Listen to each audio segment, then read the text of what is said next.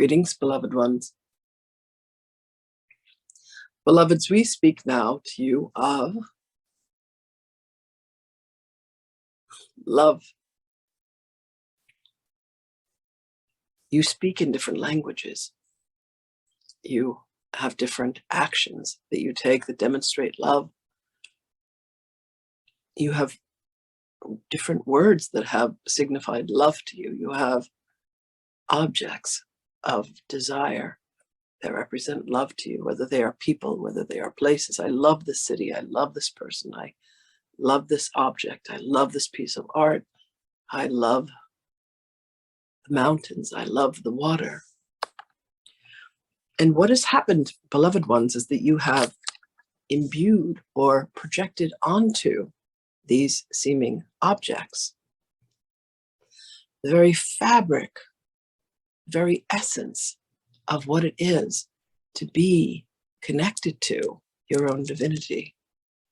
You say, when I touch the flesh of such a being, when I drink a certain liquid, when I eat a certain meal, when I am in a certain location, Paris is the city of love, when I am by the water, when I am by the mountains, when I am in the desert, I have an experience of love. And what has happened, beloveds, the mechanism of this is that you have imbued this circumstance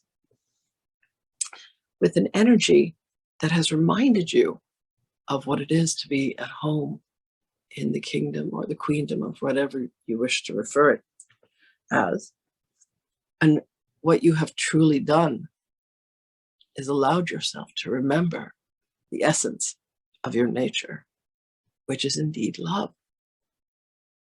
So the question would then pose itself, how could you bring this to what you have labeled as something that you do not love, something that you judge, something that you accuse, something that you ridicule, something that you complain about, something that you cannot yet own as a choice that you have made to experience?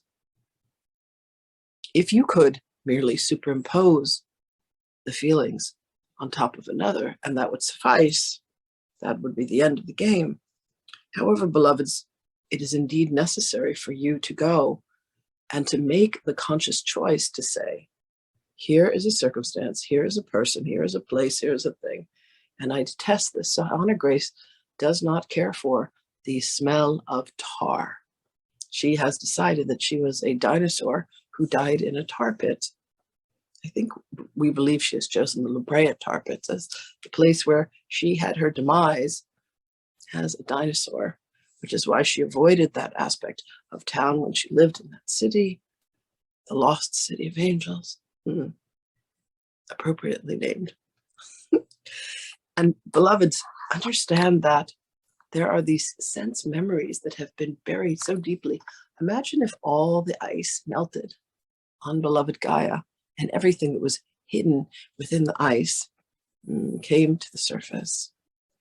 Imagine if the oceans were drained and you were able to see what it is that lies underneath that has been swept away by the tides of time. Beloveds, there is so much that seems to be hidden, but yet it is not hidden at all. It exists within you. It has been manifested and created by you. So when you allow yourself to come back to the conversation of what is it that I love and what is it that I refuse, what is it that I rage against, what do I say no to? You must ask yourself, why would you say no to anything? If you are to experience all that is, for you truly wish to step into your Christedness, then you would allow yourself the willingness to experience all that there is. You would indeed say yes to all circumstances. You would indeed allow yourself to feel neutral in the face of all things. But beloved, you must ask yourself, what is neutrality? Neutrality is the position of being able to allow the wind to move through you, the water to course over the object that you have made of a body, to allow the sun to penetrate you and not feel burned by its light. For when you know that you are the water, and you know that you are the earth, and you know that you are the air, and you know that you are the fire, and you become one with each of those elements, You have come to truly understand the essence of divine spirit. So allow yourself to embrace all, beloveds. Find which aspect of nature exists within, and you will be able to accept it. When you find something that is reprehensible, find out what element does it represent to you the most, and why do you struggle with it? If you see something that makes you pull back, what is it that lies within it? Is there too much water for you? Is there too much fire? Is there too much air? Is there too much earth? And why does it impact and affect you the way that it does? And call upon the Holy Spirit for guidance to understand how you can incorporate this so that it does not need to exist outside of you. For when you allow everything to exist within, beloveds, that is when you will truly find your way back to your Christedness. For nothing will seem to be outside. There is nothing that you would resist. And there would truly be only the experience of love, for you know that you are the living embodiment of all that exists.